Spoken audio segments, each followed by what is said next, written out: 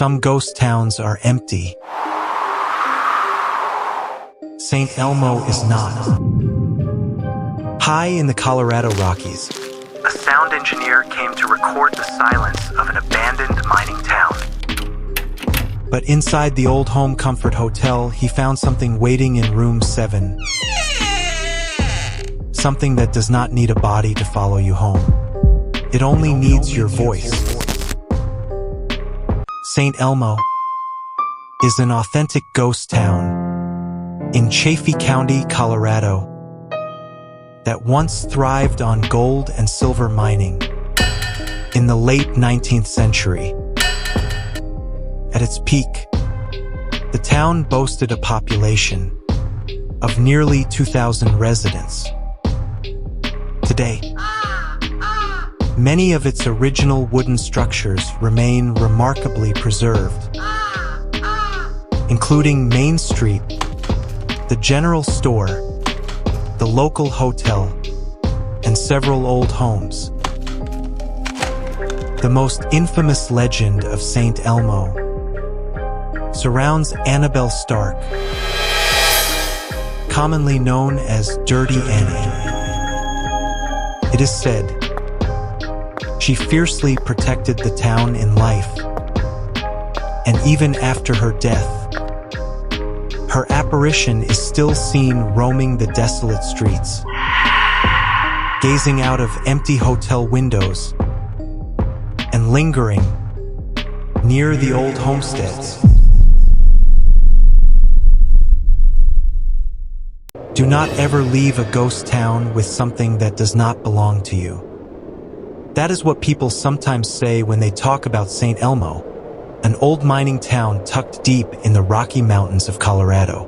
But most visitors treat the warning like a joke, the kind of cheap little thrill that makes a weekend trip feel more memorable. To Minh Tran, at first, it was only another rumor. Minh was 34, living in Denver, and working as an audio equipment repairman for a small studio. There was nothing unusual about his job. During the day, he replaced microphone jacks, tested speakers that buzzed, and cleaned up recordings for local podcasts. At night, he took whatever side work he could find. Sound design for travel videos, ambience tracks for student films, and sometimes field recordings of wind, forests, or old houses for horror storytelling channels on YouTube. He was not a ghost hunter. At least, that was what he always told himself. One early October afternoon, Minh received an email from a new client. Her name was Ruth Callahan. She said she was putting together a family documentary project about old mining towns in Colorado, and she wanted to hire Minh to record sound on location at St. Elmo. She did not need professional video. She only wanted real audio. Wind moving through old wooden buildings, floorboards creaking, metal bells if any could still be found, and the silence of a place where too many people once lived. That last phrase caught Minh's attention. The silence of a place where too many people once lived. It sounded more like advertising copy than a job request, but Ruth's offer was generous. She also attached one private note at the end of the email. Please do not record after sunset, and if you hear footsteps behind you, do not turn around right away. Minh read that line twice, then laughed. He forwarded the email to June Parker, one of his closest friends and an elementary school teacher in Denver. June loved the history of the American West. She loved abandoned mining towns. She loved old ghost stories so much that she could name every supposedly haunted hotel within a 300-mile radius. Less than 5 minutes later, June called him. "Take the job," she said the moment he answered. "You did read the warning, right?" "I did. That is exactly why you should take it." Ruth said if I hear footsteps, I should not turn around. "That is why I am going with you." Minh sighed. "Am I hiring you as an assistant?" "No, You are bringing me as a witness. If anything happens, at least someone can say you did not imagine it." June said it half joking, half serious. That was always her way. She had shoulder-length brown hair, usually wore an old denim jacket, and carried a small notebook everywhere. In the classroom, she was gentle and patient. Outside of it, she was the kind of person who could stand in front of an abandoned house at midnight just to see if something inside would answer. 2 days later, they left Denver before sunrise. The road to St. Elmo was long, and the farther they drove, the emptier the world became. Suburbs disappeared behind them, replaced by pine forest, rock walls, and winding roads that climbed toward the mountains.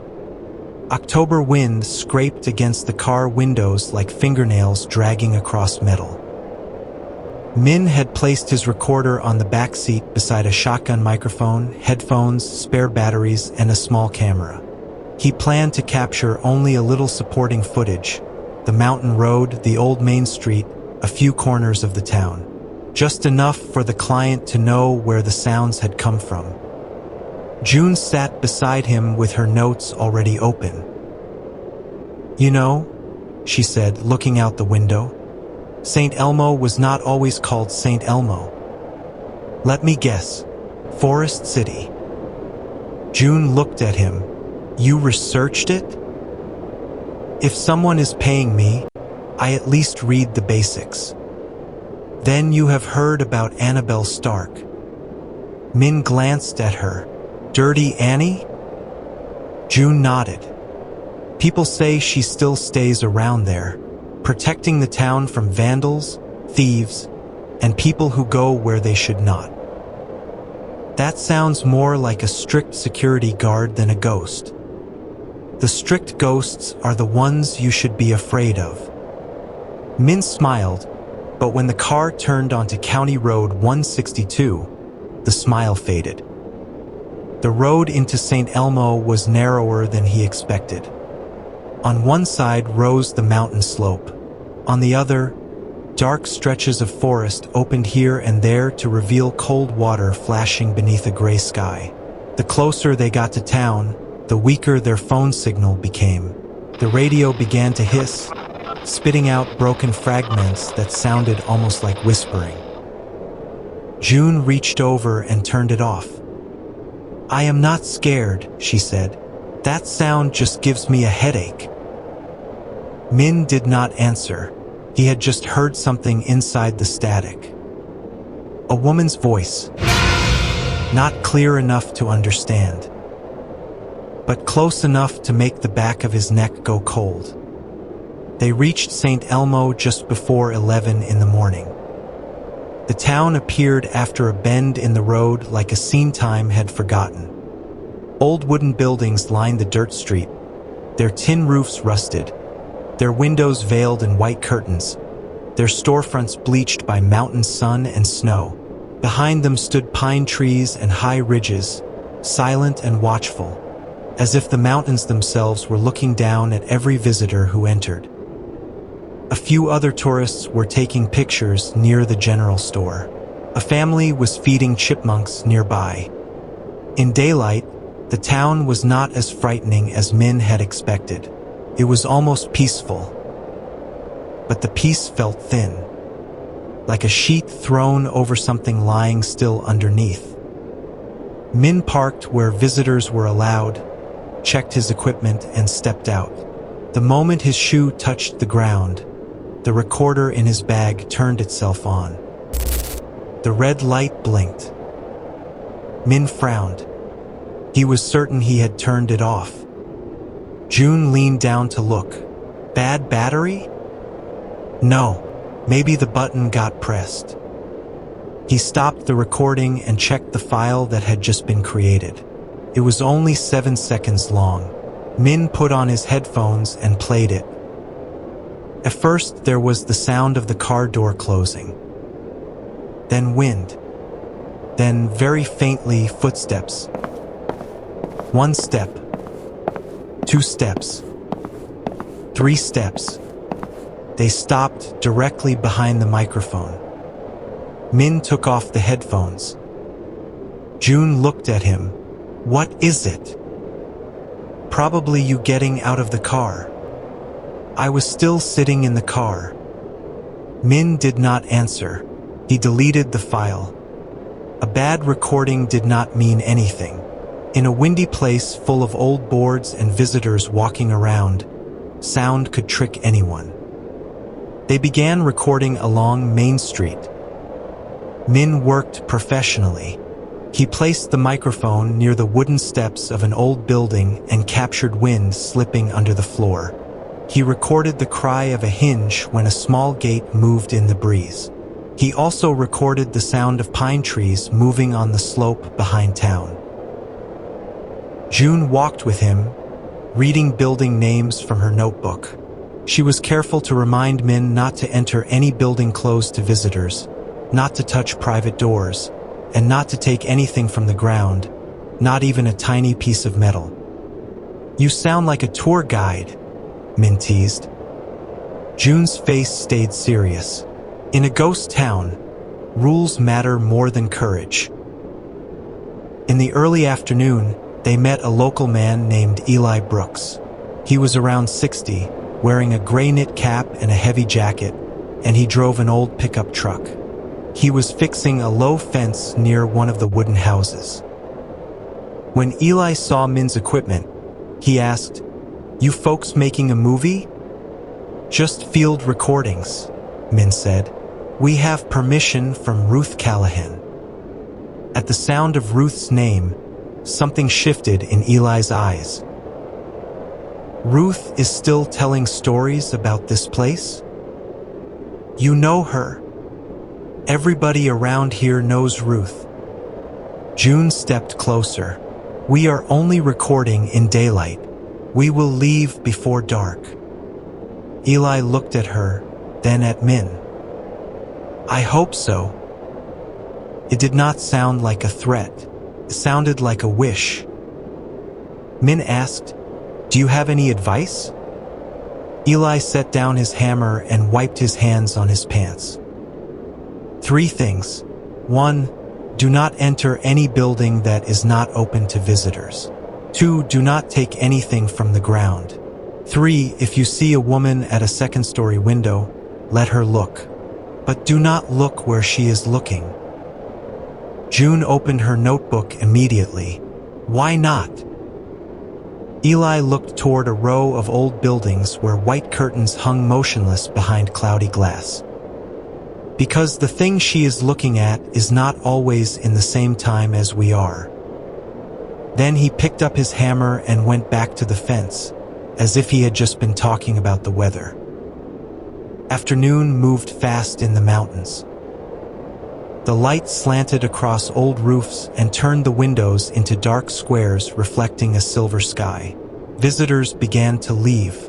The family feeding chipmunks disappeared. Laughter drained from the street. Soon there was only wind, old wood, and the sound of Min and June walking over dirt. Stopwatch equals 0.55s. They were recording near the Home Comfort Hotel when the first real incident happened. It was a small sound from inside the hotel, like someone setting a glass down on a table. Min stopped.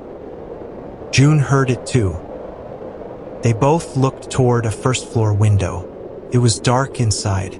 The door was locked. No one was there. "A mouse," Min said. June shook her head. "Mice do not set down glasses."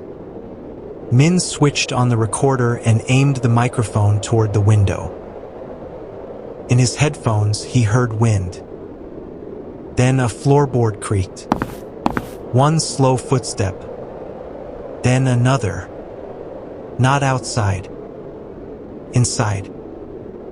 June leaned toward the glass, but Min pulled her back. "Do not touch it." "I was not touching it." "Do not stare too long either." June turned to him, surprised. "Are you starting to believe this?" Before Min could answer, something moved behind the white curtain on the second floor. very fast. The shape of a woman. Long hair. Light-colored clothing. No clear face. June held her breath. Min slowly lifted the camera, but when he pressed record, the second-floor window reflected only gray clouds. "Did you see that?" June asked. "Yes." "Was it a person?" Min could not answer. At that moment, the recorder crackled. The signal jumped as if it were receiving a loud voice, though the street around them was nearly silent. Min put on the headphones. A woman's voice came through, close and dry, distorted like an old tape. "Do not let it down the mountain." Min ripped off the headphones. June saw his pale face. "What?" He handed her the headphones. June listened. She stood perfectly still. The file kept recording. After the sentence came footsteps. Not one person, many people. Slow steps dragging across wooden floors, pacing back and forth inside the locked hotel. Then everything stopped. A knock sounded from the glass in front of them. June stepped back.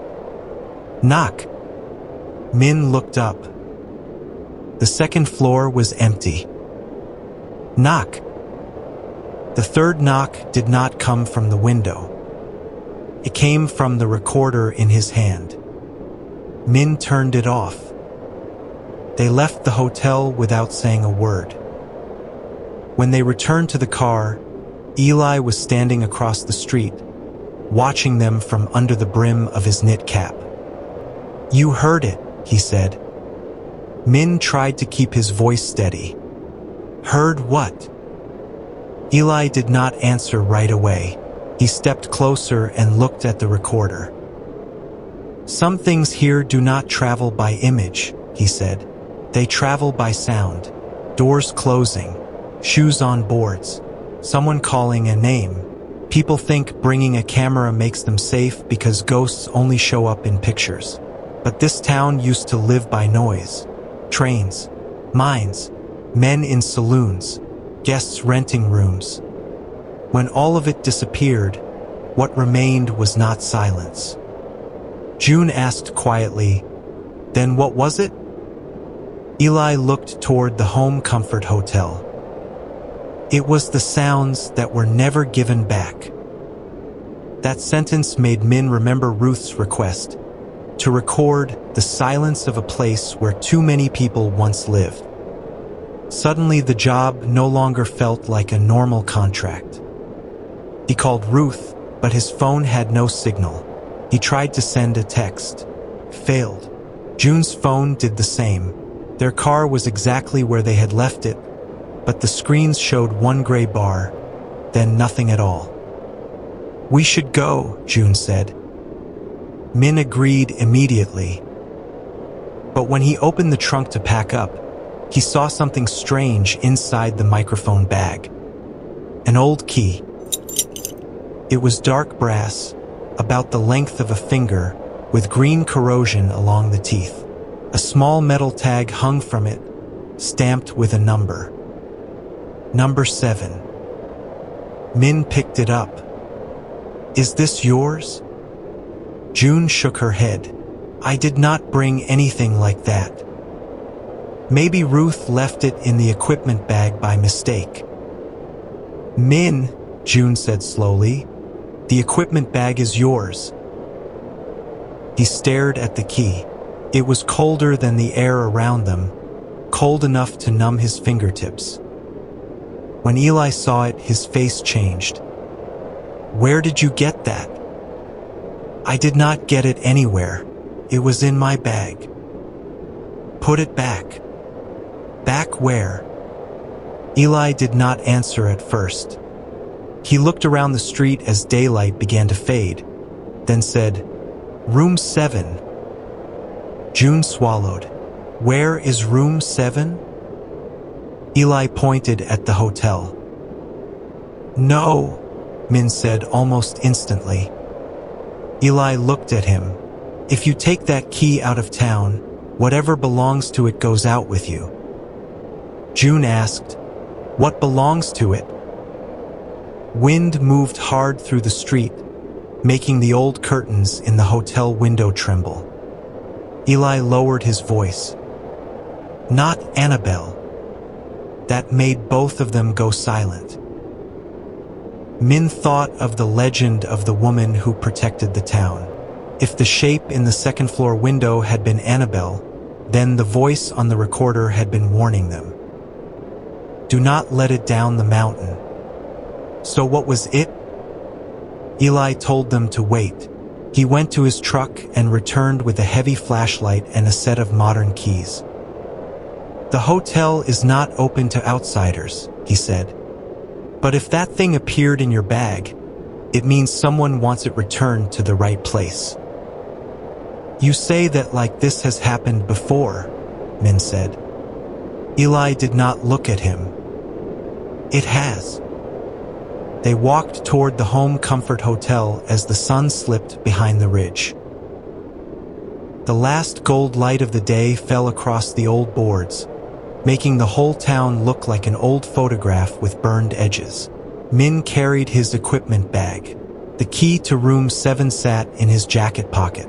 June stayed close beside him. Eli led the way with the flashlight ready, though it was not fully dark yet. The hotel door opened with a long groan. Inside, the air smelled of dust, rotten wood, and old fabric. It was not only the smell of an abandoned building. There was something else beneath it, faint and dry, like flowers left too long in a drawer. Min stepped onto the floor. The boards creaked under his shoe. Somewhere above them, another board answered. June stopped. Eli raised one hand for silence. They crossed the small lobby. Old furniture was hidden under cloth. A dark front desk stood to the left, its surface thick with dust. Behind the desk were small cubbyholes where room keys had once been kept. The slot for number 7 was empty. Min took the key from his pocket. The moment it met the air in the lobby, every other key slot began to tremble. Jingle. Jingle. Jingle. As if an invisible hand had brushed across them. June whispered, We put it back, then we leave. No one disagreed. The staircase to the second floor was narrow and steep. Every step made the hotel groan. Min switched on his recorder by habit, but Eli turned and glared at him. Turn it off. This is evidence. You do not understand. The more you record, the more paths it has. Min hesitated. Then he turned it off. The second floor hallway seemed longer than the hotel should allow. Eli's flashlight swept over closed doors. Most of the numbers had faded. Room 3, Room 5, Room 6. There was no Room 7. They reached the end of the hallway. There was only an old wooden wall. Eli frowned. That is not right. June asked, Have you been up here before? Yes, but I have never seen Room 7. Min lifted the key. The metal burned cold in his palm. When he brought it near the wall, a sound came from behind the boards. Click. Like a latch opening. June stepped back. A crack formed in the wall at the end of the hall. Dust fell. The boards seemed to separate on their own, revealing a narrow, low door that had been hidden for years. A number was carved by hand into the wood. 7. No one spoke. Eli cursed under his breath. Min felt every reasonable explanation collapse inside his mind. A room could not appear by itself.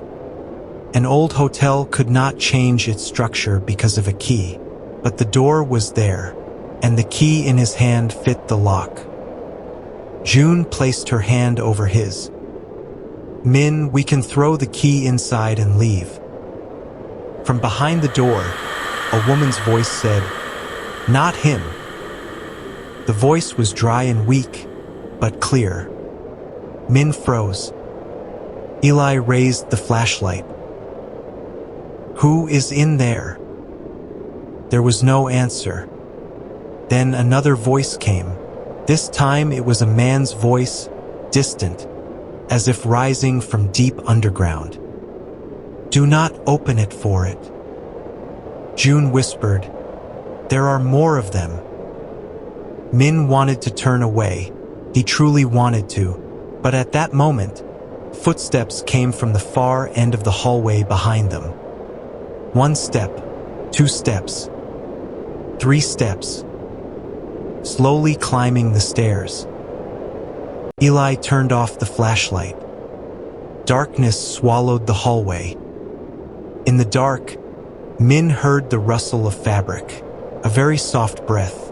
The faint smell of dried flowers passed through the air. Then a woman's figure appeared at the head of the hallway. Her face was unclear.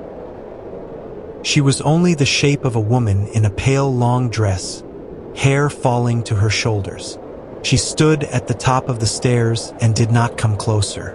In one hand she held something long and dark, like the barrel of an old gun. June gripped Min's arm. Eli bowed his head slightly, as if greeting someone he knew. The woman's shape did not look at them. She looked at the door to room 7. Then she raised her other hand and pointed at Min. No, not at Min. At his equipment bag. Min looked down. Inside the bag, his recorder had turned itself on again. The red light blinked. It was recording, but the timer did not show a few seconds. It showed more than 4 hours.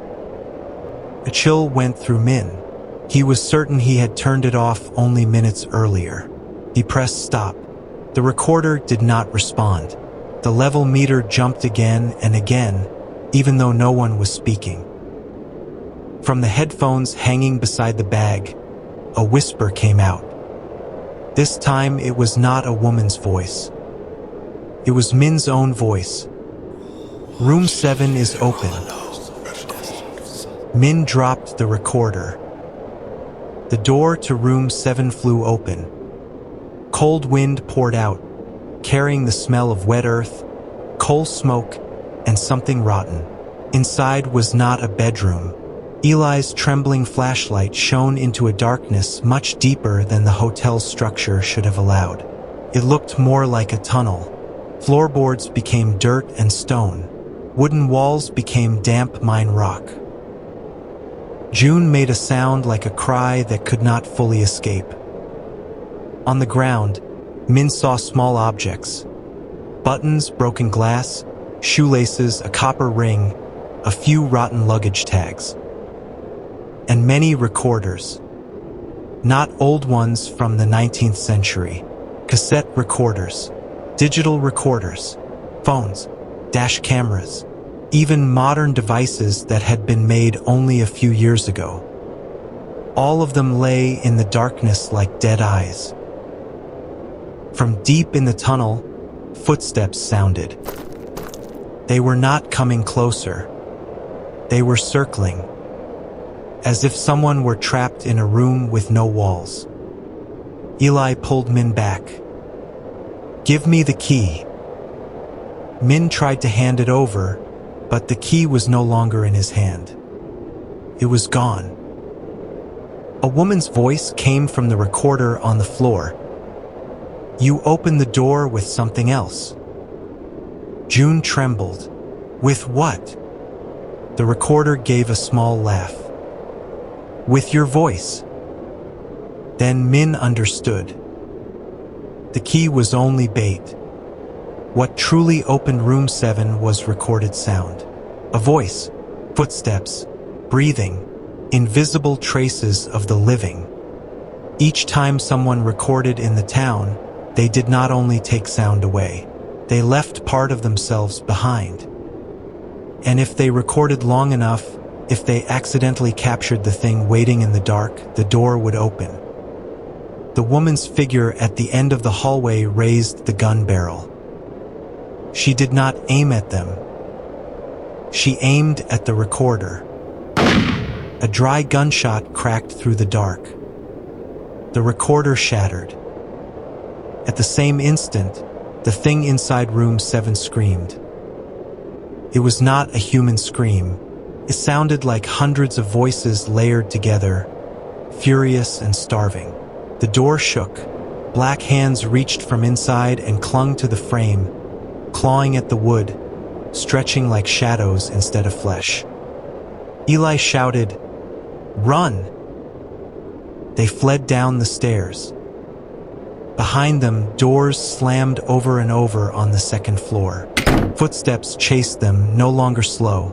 Min heard his own voice behind him. "June, wait for me." Then June's voice. "Min, this way." Then Eli's voice. "The exit is here." Every voice was perfect. And because it was perfect, it was horrifying. June nearly ran toward a room on the left when she heard her mother's voice calling from inside. Min grabbed her just as the door flew open. Beyond it, there was only thick darkness. They burst out of the hotel into full night. St. Elmo no longer looked like the town they had entered in daylight. The wooden buildings lined the road like old people turning their backs. Every window was dark, but Min felt as if someone stood behind every curtain, watching. Their car was not far away, but the road seemed longer. Eli ran ahead. Min and June followed. Footsteps gathered behind them. Not one person, not two. An invisible crowd was running over the dirt street. Min did not look back. He remembered the warning. If you hear footsteps behind you, do not turn around right away. But June could not help herself. She looked back. Only for 1 second. Then she screamed. Min pulled her so hard she fell against him. He did not look behind them, but in June's eyes he saw a reflection he would never forget. Many female shadows standing along the street. Not one Annabelle. Not one ghost. Dozens of dark figures with long hair and torn dresses, their faces hidden in shadow, all bending down as if smelling the footprints of the living. Behind them, something much taller crawled out of the hotel. It had no fixed shape. It was made from pieces of sound. Its mouth opened with the shriek of a door. One arm reached out with the crack of breaking boards. Its face was stitched from hundreds of voices calling names in desperation. Min shoved June into the car and jumped into the driver's seat. Eli climbed into his pickup ahead of them. Min turned the key. The engine did not start. He tried again. Nothing. From the back seat, a woman's voice whispered, "Do not let it down the mountain." Min went rigid. June spun around. The back seat was empty, but on the rear window, a pale hand pressed against the glass from outside. The hand did not hit the window. It simply rested there, as if keeping something else from climbing into the car. Min turned the key a third time. The engine roared to life. The car shot out of St. Elmo, gravel spitting under the tires. In the rearview mirror, Min saw the woman in the pale dress standing in the middle of the road. She was not chasing them. She only stood alone before the town as it sank into darkness. Behind her, The dark figures stopped at the edge of the street, as if an invisible line held them back. Min drove for 20 minutes without speaking. June sat beside him, pale and shaking, her notebook pressed against her chest. When the phone signal returned, his phone began vibrating again and again. The texts that had failed earlier finally sent. A missed call from Ruth Callahan appeared on the screen. Min pulled into a gravel turnout near the main road. Eli stopped his truck ahead of them, got out, and walked back. "Are you both whole?" he asked. June nodded, but she still could not speak. Min looked toward the Black Mountain Road behind them. "What is in that room?" Eli lit a cigarette. His hand shook slightly. "Nobody knows for sure. People like to talk about Annabelle because she has a name, a face, a story. But St. Elmo did not have only one dead soul. Every mining town had people who disappeared without paperwork, without graves, without anyone searching for them. Workers, drifters, hired women, guests who stayed one night and never went home. Some people say a room in the hotel was once used to hide things that were not supposed to be spoken of. Others say the mine tunnels run closer than the maps show. I do not know what is true." He looked at Min. "But I know something in there has always wanted to leave." June said very softly, "And it travels by sound." Eli nodded. "In the old days, it traveled by a voice calling from the dark. Later by cassette tape, then cameras, then phones. It learns the voices of the living and uses them to open the way." Min remembered the file that had shown more than 4 hours. "The recorder is broken," he said. "There is nothing left." Eli looked at him for a long time. "Are you sure?" Min opened the equipment bag. The main recorder was shattered. Plastic and metal pieces lay inside the bag. But under the foam padding, Min's small camera remained. A red light was blinking on it. It was still recording. Min felt his heart drop. He turned it off immediately. June stepped away. "When did it start recording?"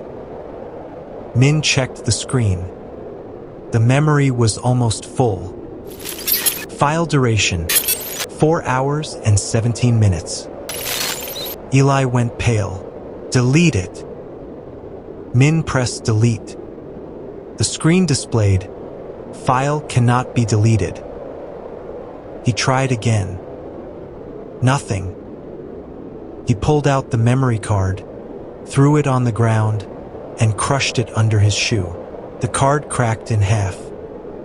At that exact moment, a woman's breath came from the camera's tiny speaker. Very soft.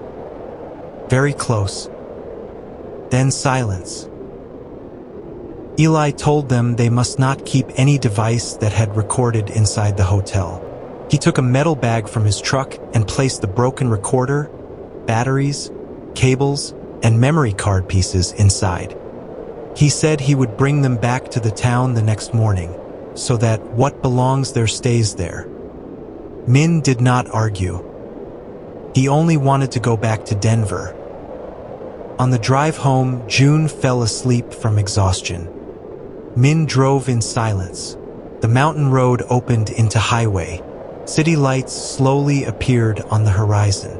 Everything seemed normal again. But when Min stopped in front of June's house, she did not get out right away. She turned to him and asked, "Do you hear that?" Min turned off the engine. They sat still. There was nothing but the ticking sound of the cooling car. "Hear what?" June looked at the back seat. Footsteps. Min turned around. The back seat was empty. June gave a weak laugh, as if she knew how ridiculous she sounded. "I am probably just exhausted." She got out, hugged her notebook to her chest, and told Minh to text her when he got home. Minh nodded.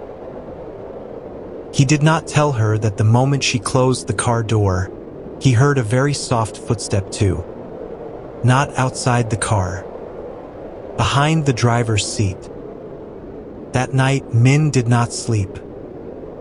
He took a long shower, changed clothes, made coffee, and sat down at his computer. He told himself he needed to email Ruth, cancel the job, and return the money if he had to. But when he opened his laptop, he saw a new folder on the desktop. The folder was named C_Elmo_audio. Minh went cold. He had not copied any files. He opened the folder. Inside was one file. Room_7_final.wave. Duration, 4 hours and 17 minutes. Minh jumped up from the chair. He checked the hard drive. He checked the ports. He checked the file history. Nothing. The file could not be there. Eli had taken all the devices. He was about to delete it.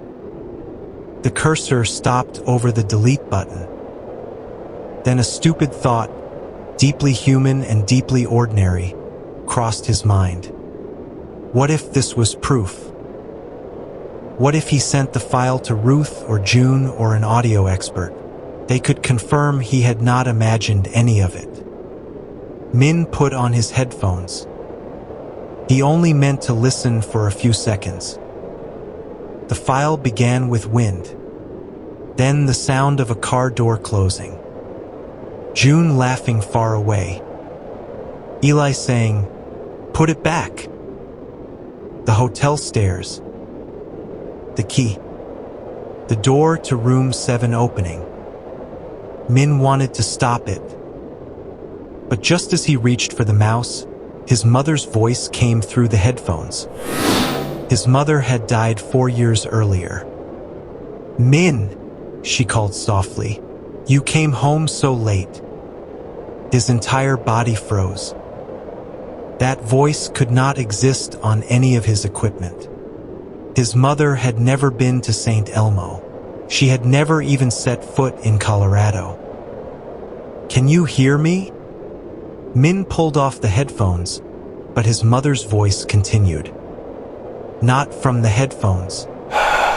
From behind him. He did not turn around. Tears ran down his face, but he did not turn around. His mother's voice grew gentler. "Just look at me for a moment." Minh shut his eyes. Eli's words came back to him. "It learns the voices of the living." No, not only the living. It learns the voices of the dead we remember most. Minh yanked the laptop power cord from the wall. The screen went black. The room fell into darkness. The voice behind him stopped.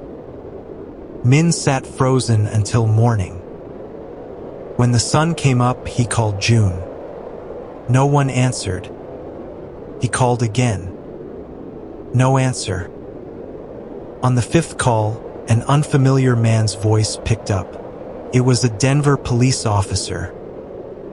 He said June Parker had been found in her living room at dawn, alive but unconscious, sitting with her face turned toward a corner of the wall. On the floor in front of her was her notebook. Every page had been filled with the same sentence. "Do not let it hear your name." Minh drove to the hospital. June woke near noon. She remembered nothing after getting home. But the nurse said that while she was unconscious, she had kept repeating one name. Not Minh's name. Not Annabelle's. Ruth Callahan. Minh called Ruth from the hospital hallway. This time, someone answered. An old woman's voice came through, very weak. "Mr. Tran." "You know what is happening," Minh said. "Why did you hire me?" The other end was silent for a long time. Then Ruth sighed. I did not hire you to record sound. Then why? To confirm whether it had found a way down the mountain. Min gripped the phone. What did you say? My family once owned part of the property in town. Many years ago, my father brought a tape out of St. Elmo. He thought it was only strange noise. After that, footsteps began inside our house. My mother heard her little brother calling from the closet, even though he had died as a child. My father hanged himself in the garage after listening to the tape for 3 nights. Before he died, he wrote one sentence: "It does not need a body. It only needs to be heard." Min felt the hospital hallway tilt. You knew all that and still sent me there? I had to know if it was still in St. Elmo or if it had left. I am sorry. You are sorry? Ruth's voice broke. If you hear the file, do not play it for anyone. Do not send it. Do not post it. Do not try to analyze it. The more people hear it, the more voices it has to use.